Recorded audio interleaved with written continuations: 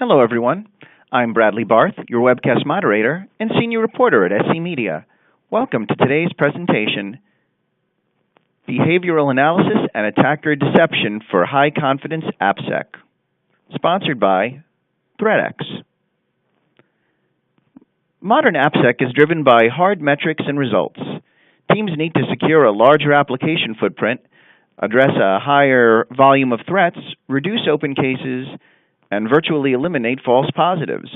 And they must do it with limited time and inadequate resources. Previously, ThreadX has dove into the various behavioral analysis and attacker deception approaches that make for next-gen AppSec. Today, this webcast will share how to quickly and successfully implement solutions that leverage behavioral analytics and attacker deception. It will also present examples of how each detection strategy can be used in real-world scenarios to drive blocking decisions that are accurate, scalable, and measurable. Our speaker today is Kelly Brazil, a VP of Sales Engineering and a web app security expert at ThreadX. Kelly is dedicated to helping global customers enhance their web application protection strategy and reduce risk. He has dedicated his career to understanding and enhancing enterprise security and has spent the last 20 years introducing emerging security technologies to customers worldwide and aiding in their implementation. He has broad industry experience and has held positions at top-tier networking vendors and service providers, including UUNet, Juniper Networks, and Palo Alto Networks. There will be a Q&A opportunity for those attending this session following the formal presentation. I would certainly encourage everyone to participate in that. And as far as the question of slides, slides will be made available to all attendees via a follow-up email that you will be receiving from ThreadX. And so with that, I would now like to welcome in our guest speaker today. So Kelly, thanks for joining us. All right, thank you, Bradley. Appreciate that intro. So let's jump right into it. We're excited to talk about this as part 2 of our webinar series here. We're going to be talking about how we can use behavioral analysis to detect threats early in the kill chain, and this is all regarding web applications and APIs. We're going to talk about the benefits of engaging attackers using these deception techniques. And then how do we use a decision engine to reduce false positives and also reduce your work, right? That's one of the major things that you want to do is actually make your life easier and not just add additional tools that create more work. And then how can we incorporate these techniques into your existing AppSec strategy? So let's first talk about, why are we even talking about this in the first place? Why detection and prevention models have to evolve? So what's happened over the past 10 years or so is that we found that the WAF has kind of become underpowered, right? So basically applications have changed and the threat actors have changed. The old approach of using static rules and signatures really can't keep up with the evolving threats out there, and even including automation and botnets and things like that. And also, applications are changing a lot faster than they used to. They're no longer kind of monolithic, static applications, but you basically have, CI/CD pipelines that can, basically have application updates weekly or even daily. So this presents a challenge to security teams because with traditional technology, it puts you into this never-ending loop of tuning, which takes up a lot of resources. And basically what that ends up resulting in is that a lot of organizations have a WAF, but they're not really using it to its potential. They're not really protecting a lot of their applications. And they might not even have the WAF in blocking mode. It might just be in visibility mode. So this is a big problem that needs to be solved. One of the things we want to do too is, not just completely change things just for the sake of changing things, but you want to, keep the good but fix the bad. So when we talk about a WAF, which is a signature-based approach, there are benefits to that. It provides decisive results. It's a binary, black and white, deterministic result. This web request is bad. This web request is good. And because it's that way, you can easily automate it. But the problem with the signatures is that they have to be very strict. Otherwise, you don't have very good accuracy. So they require a lot of tuning. And so as the application changes, you have to do a lot of tuning. And they're also very myopic. They don't see kind of the broader picture. So you don't get you're not keeping any state between requests and over time. So you're not able to see kind of the path that an attacker is taking and across the kill chain progression. So the goal is really to provide that kind of decisive and automated protection, but apply it to threats without increasing work from the staff. So not having to be in this kind of tuning cycle. And so that's what we're going to talk about today. So let's dive into behavioral analysis in application security. So, why do we want to use behavior analysis? Well, it's really where the industry is moving, right? So ever since the early days of antivirus, we've been using signature-based approaches, and we've seen with newer types of attacks with obfuscation and basically the way they change very quickly. It's not easy to keep up with all those new attacks coming out using signatures. And the same is true for network security. And basically what we're doing is applying that behavioral technique that's been used in these other areas to the web application firewall. And the whole idea is to focus on actions and not appearances. So, not what does a particular attack look like, but what are the fundamental actions of a threat? So you can think of those like TTPs, tools, tactics, and procedures, instead of IOCs, indicators of compromise. And so by doing that, it allows you to kind of step back and see whether, even if you don't have a particular signature for a known threat, you still might be seeing actions that are suspicious and may even warrant blocking. Behavior analysis also gives us high dimensionality. So you can train machine learning models on a large variety of traits instead of a single match. So again, not being myopic, but being able to look over time and over different types of behaviors and indicators. So maybe looking at both error codes and signatures and intensity, right? These types of things. And it can also focus on the big picture. So starting to look for large-scale commonalities in threats instead of just chasing countless signatures. So this is nice because now instead of tuning hundreds of thousands or millions of signatures for every new CVE exploit that comes out, you can basically cover unknown threats with just kind of these known behavioral traits that attackers will use. So there's a lot of benefits to using behavior analysis for application security. And we talked about this a little bit before in a previous webinar, but we'll just kind of recap this a little bit. But there's a couple of different types of profiling that can be done. And so if you start to think about things in the sense of a kill chain, right, and an attacker that may be escalating up a kill chain, you can kind of break this down into application profiling and attacker profiling. And the application profiling is really valuable, especially in the early stages of the kill chain, to basically learn the normal application behavior and patterns and look for deviations from that. And these anomalous behaviors are just indicators that something odd is happening. They might not actually be decisive enough to make a blocking decision on. So there's going to be more that's needed, and we'll talk about that. But they do provide a good signal into a risk modeling system that can help you to make that blocking decision later on if needed. And then we have the attacker profiling, right? And so there's no hard and fast rule on where this starts in the kill chain, but in general, it's going to be a little bit later because these are more decisive types of things that you can track. You can basically learn, fundamental threat behaviors that attackers are doing. And this happens in the more active phases of the attack typically because it's pretty apparent what tactics and procedures or tools the attacker is using. So you can basically combine this with the application profiling to get a really good picture of what's going on.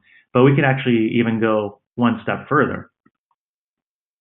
And that's using attacker engagement and deception to kind of fill out the picture here. So we're going to use application profiling, attacker profiling, and then engagement with the attacker. And that can include deception as well. So let's talk about that. So, why would we even engage attackers? Well, it turns out there's a lot of intel that can be gathered just by engaging an attacker. So, for example, you might see some suspicious activity, but it might also be interesting to know whether that end user on the other side of the application is a real human being, or if it's a bot or a headless browser, what type of browser it is, things like that. And you can basically build models from this information to say, if I'm starting to see suspicious activity and I can't confirm its identity, then maybe that is something that is suspicious enough that warrants a block. You can also track behavior over time. So there's this temporal aspect to it that's great, because one of the things you can do when you engage an attacker is something called fingerprinting. And so this is where you can basically track an attacker. Very similar to Google Analytics. When you see an advertisement, maybe you click on it, you'll notice how all of a sudden that ad is following you everywhere you go.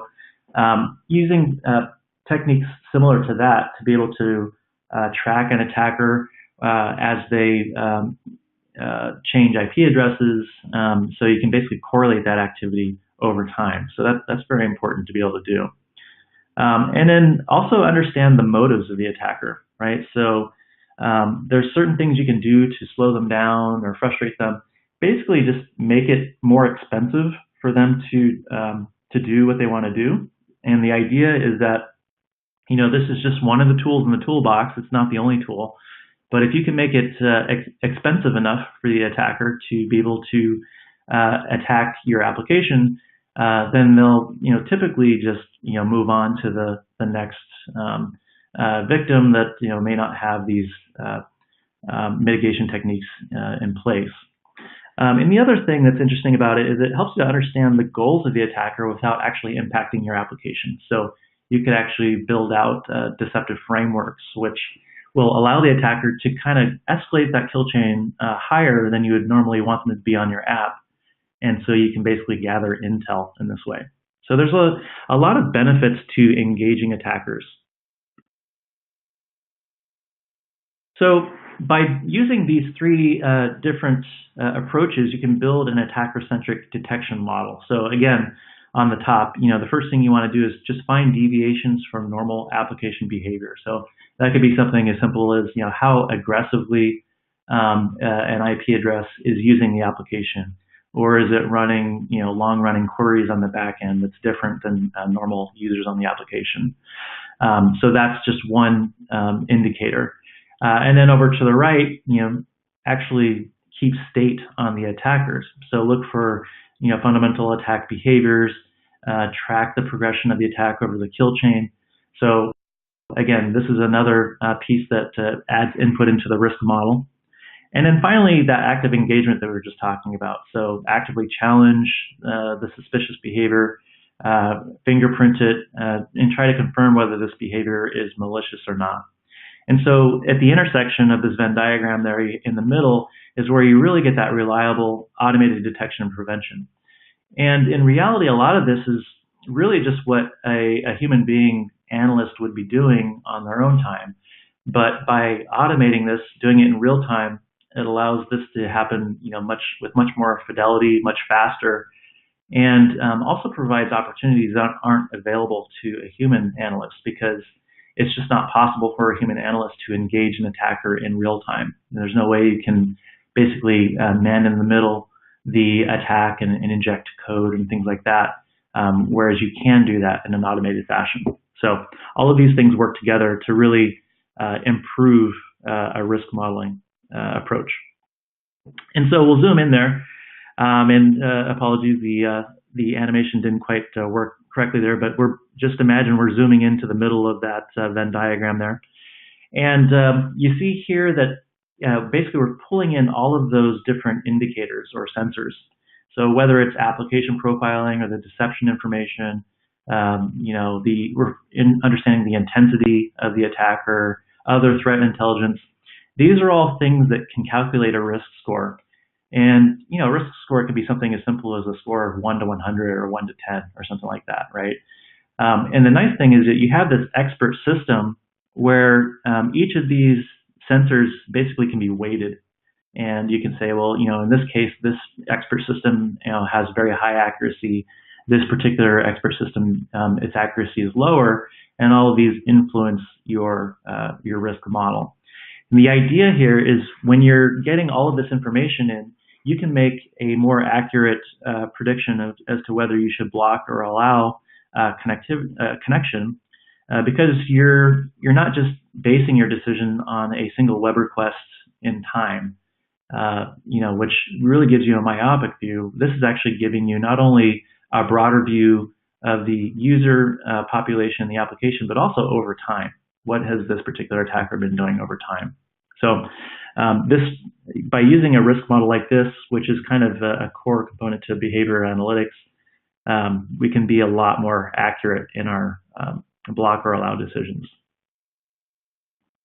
So if we pull this back together, and think about it in context of the kill chain, we can look at how all of these things kind of overlap. So the one that's kind of spans the entire spectrum would be the fingerprinting and tracking, right? So that's the temporal aspect. So you might want to start tracking an entity or an attacker even before they do something bad at all. That's just, you might want to understand whenever a particular entity is changing IP addresses, because in the future they might start doing some of that recon and scanning, or obviously later on throughout the kill chain and exploitation phases, you want to be tracking that as well.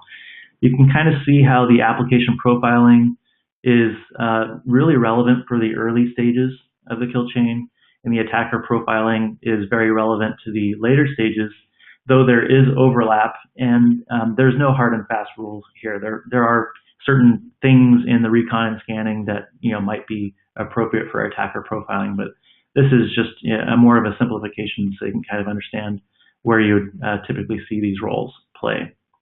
And then finally, the attacker deception is interesting because when you start to see something interesting happening, you might want to engage and send some deceptive information down to the attacker. And what's nice about that is you could actually do that all the way to the exploits and just keep sending that down, because the attacker is not really exploiting your application at that point. The attacker could be just exploiting a dummy, honey net or something like that. And then that way you can just basically keep the attacker engaged without risk.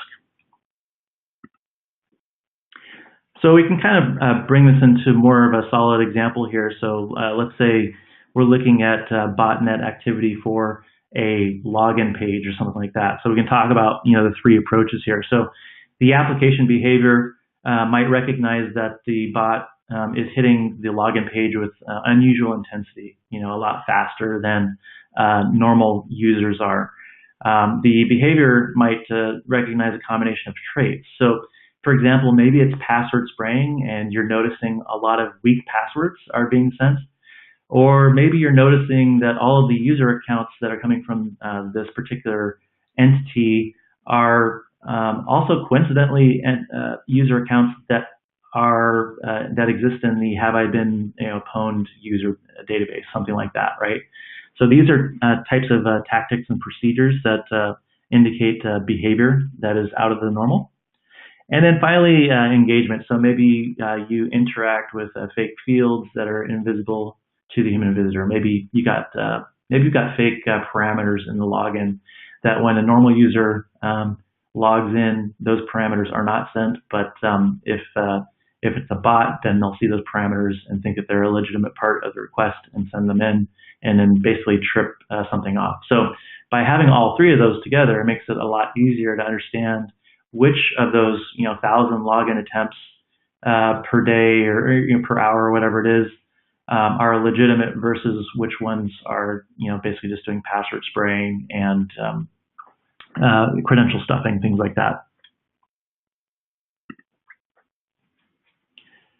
Okay, so let's talk about some examples of attacker engagement and deception.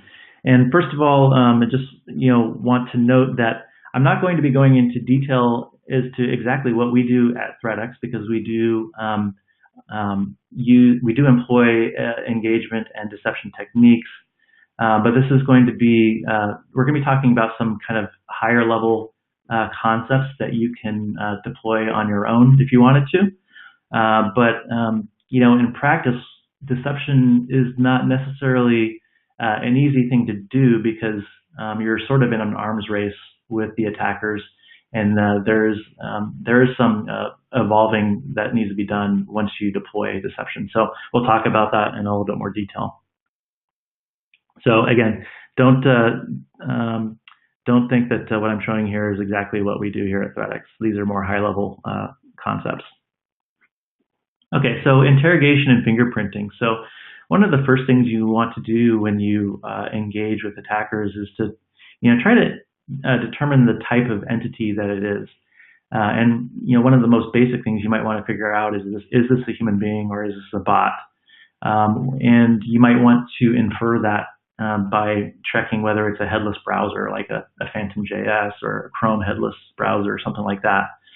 So some techniques you can use to do this would be cookie injection, even simple, that's very simple. That can tell you whether it's just a curl or something like that.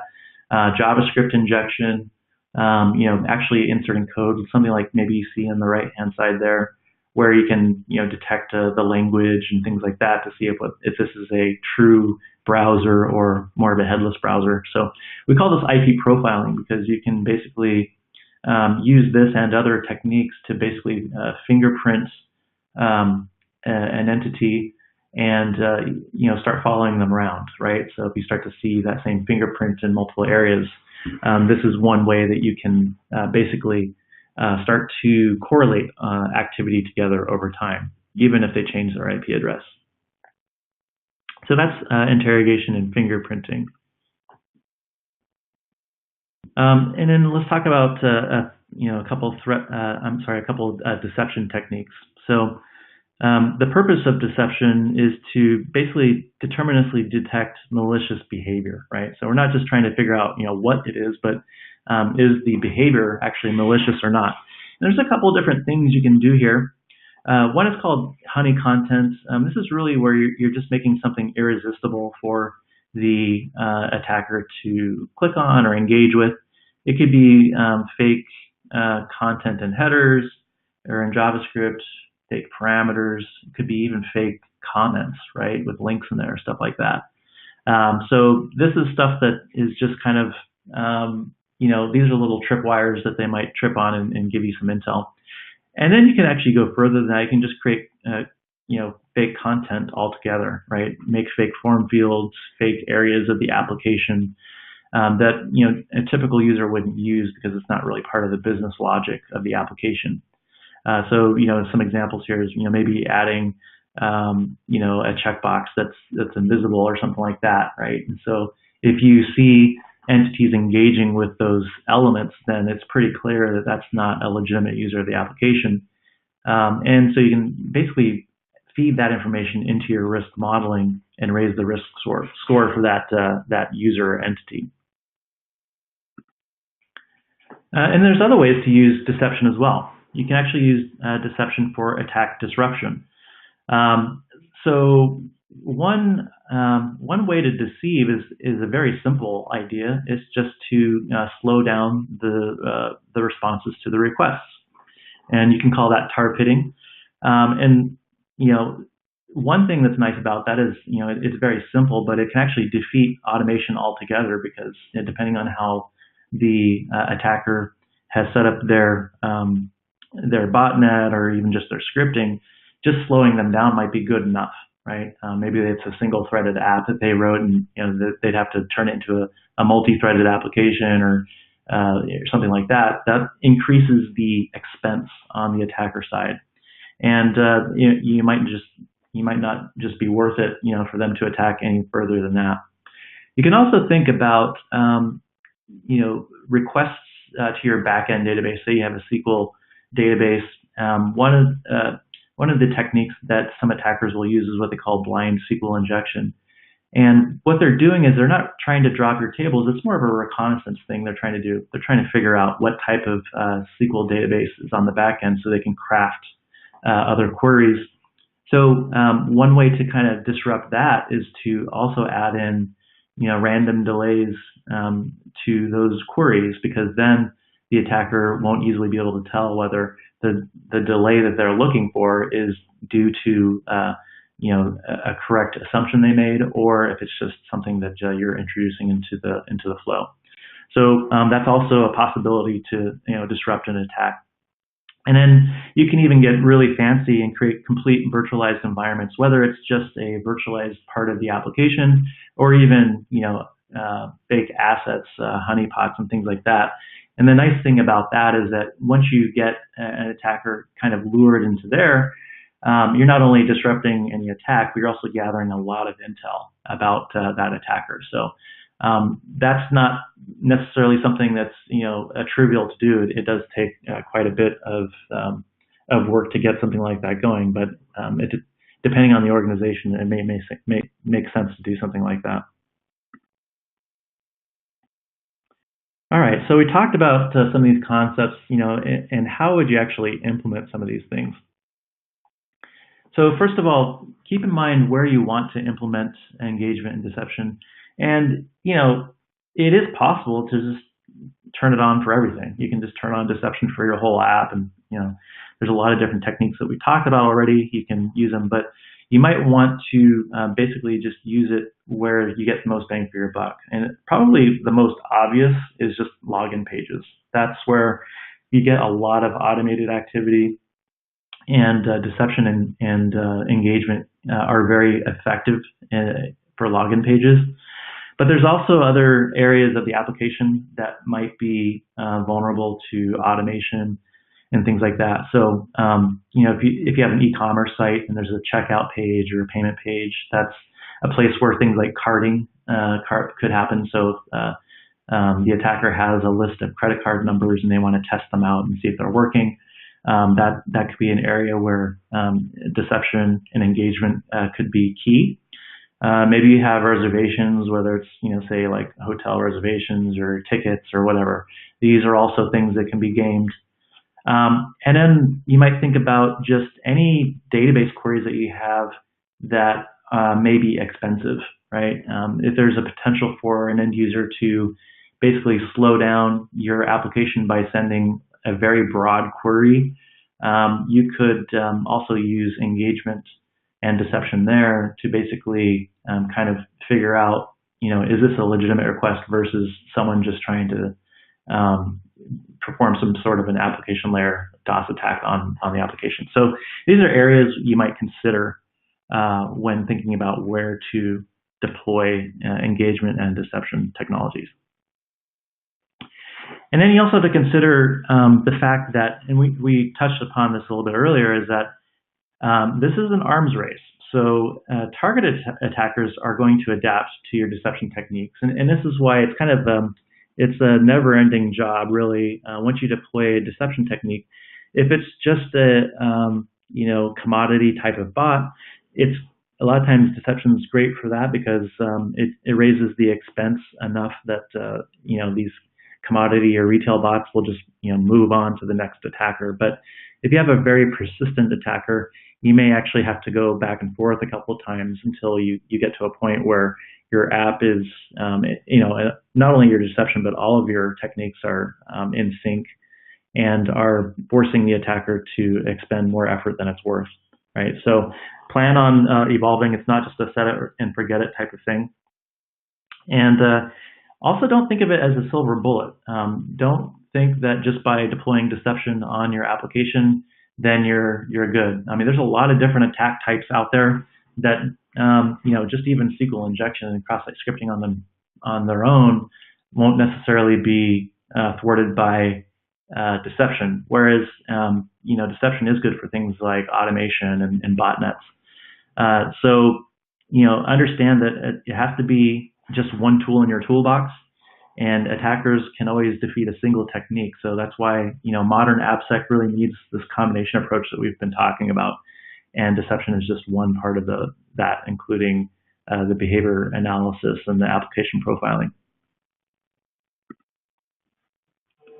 So how can we implement this?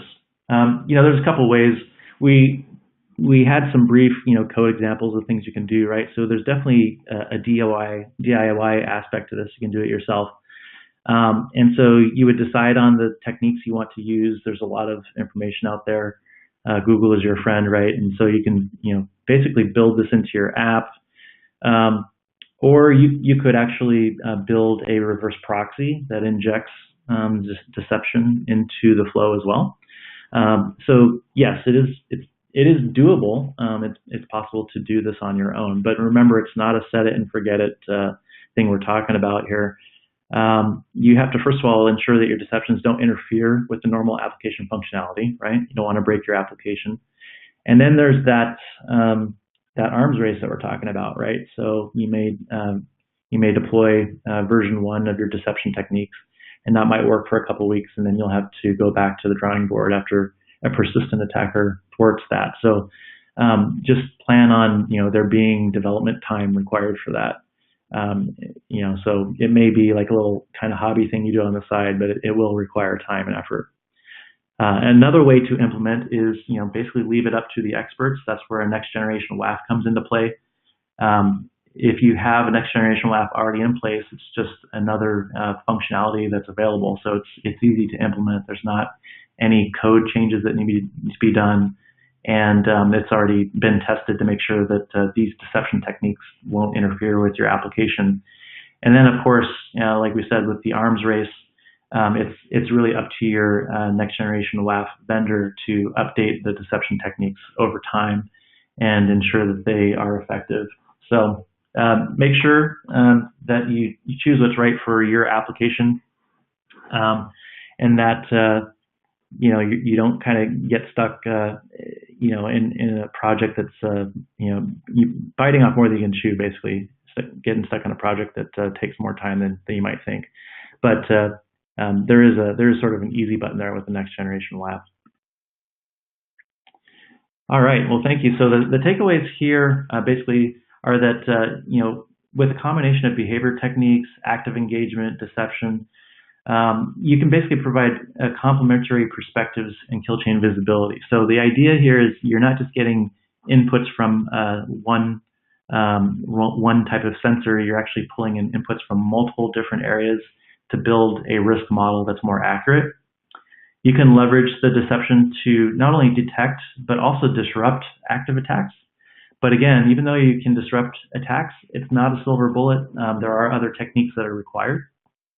And it's going to require resources to monitor and optimize these deceptive techniques. So the attackers will typically, if it's valuable enough what they're trying to do, they're going to evolve. And so that's why if you deploy on your own, you have to make sure that you have accounted for that and will have the time and effort available to do that.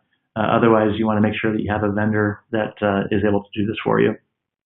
And so, partnering with a provider who specializes in doing this is really a good way to go because it minimizes the risk and impact to your application, and also, provides increased efficacy as the attackers increase their techniques. All right, so thank you for that, and just wanted to invite everyone on the call here.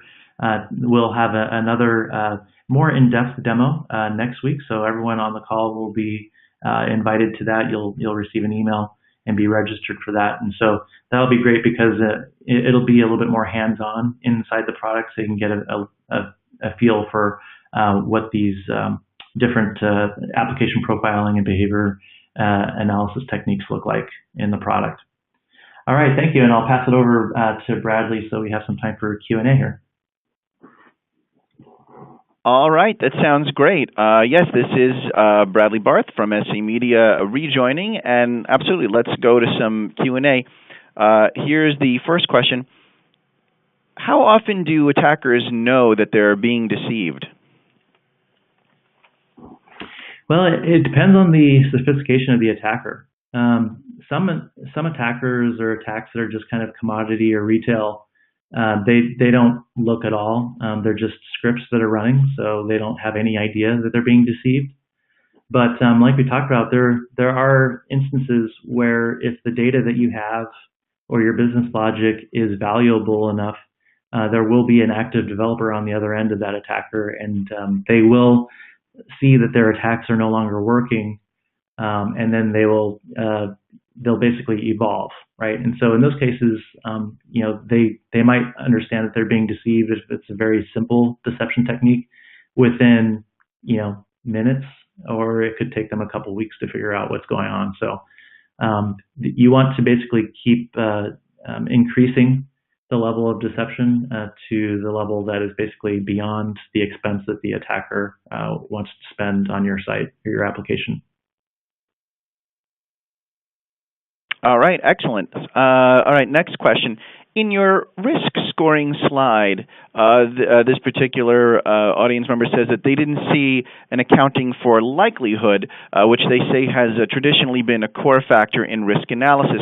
So how are you accounting for likelihood of attack? Yeah, so I mean, that wasn't an exhaustive list in there. But one of the things that we do is we do cross-customer correlation as well, cross-site correlation. So by feeding in a lot of those different metrics that we see, we can tell kind of the likelihood of attack based on different analytics that we've seen from different sites and customers, and that all feeds into the engine as well. All right, great. Next question. Can the deception techniques described be implemented by developers? Yeah, they certainly can. So some of the deception techniques can be developed directly into the application. And I've definitely seen that before. Different organizations do that. The other option is to do something like a reverse proxy and actually put that in front of the application and then inject these deception techniques. And that can also be done by in-house developers as well. But like I mentioned, it's something to where it's not going to be just a 1 or 2 sprint type of activity where okay, we've deployed some deception and then they're done. It's going to be a continual tuning that's required for some of this. So in some organizations that might make sense. In other organizations, they might not have the bandwidth to do that. All right, great. Moving on to the next question. What's the investment to implement effective deception solutions, especially for someone that has limited time and resources? Well, if you have limited time and resources, then you probably don't want to do this on your own, because there is significant investment required, especially if your application is prone to being attacked by automation and bots. So for some applications that don't necessarily have e-commerce pages for that where carding is very prevalent and things like that, you might be able to get away with pretty low effort of some simple deception techniques. But if you're kind of higher up on the food chain and you're already busy with a bunch of other things, the last thing you probably want to do is have a deception project that you have to manage. So the investment can be very low by implementing a next generation WAF that already has deceptive and engagement techniques included.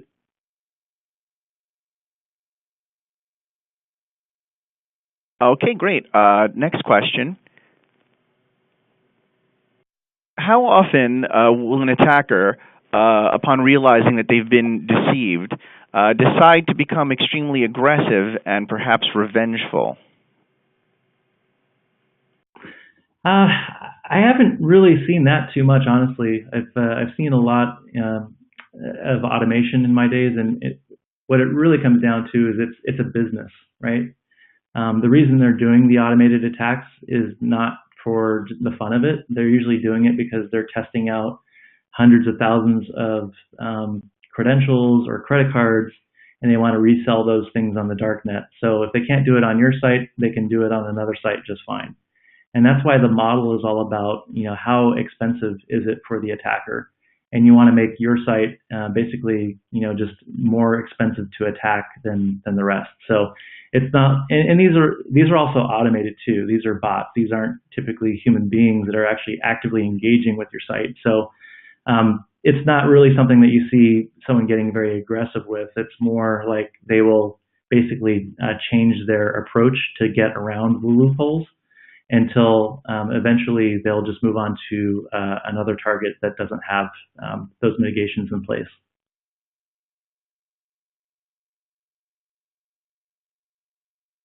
All right, great. Moving on to the next question here. How do I know what type of deception technique to focus my time and energy on? Where do I start? That's a good question. Well, like I mentioned, we don't really talk about what we do at ThreadX because it's, obviously we don't want to give the attackers a leg up on what we're doing.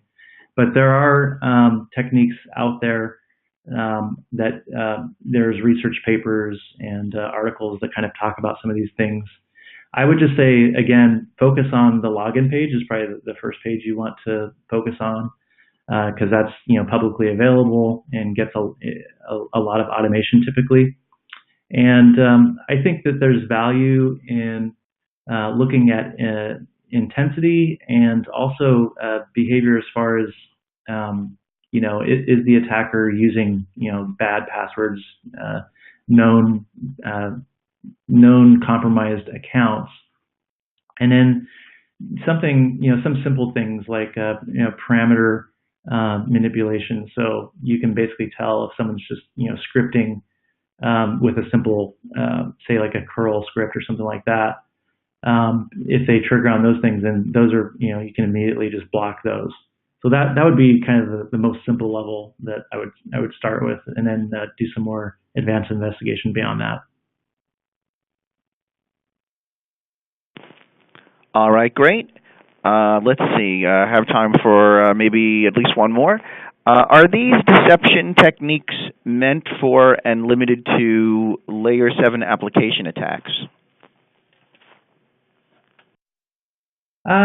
For the most part, yeah, because with the lower levels of the OSI model, you're talking more about network layer attacks and things like that, and those are specifically automated because you need scale to do that. But there's really nothing kind of higher level going on there. I suppose you could do some forms of deception there by slowing down traffic or maybe sending back fake IP addresses or something, depending on the type of attack. But typically when we're talking about deception, we're actually talking about business logic and understanding the attacker's behaviors and intent at the layer 7, because they're typically trying to do something that, again, this is not just for fun. What they're doing is it's a business, they're trying to extract monetary value out of data. And so at the layer 7 is where they're really going to try to do the credential stuffing, the account takeover, the password spraying, the carding type of activities.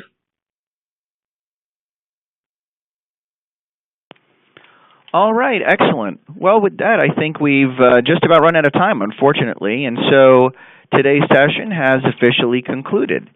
As a reminder, this webcast will be available on demand beginning tomorrow on the SC Media website under the Events tab. And again, for those who were interested in slides, the slides will be made available to this webcast attendees in a follow-up email from ThreadX. So once again, I would like to thank my guest, Kelly Brasil, for joining us today. And, of course, thanks to everyone else for tuning in. For SC Media, this has been Bradley Barth. Until next time, have a safe day online.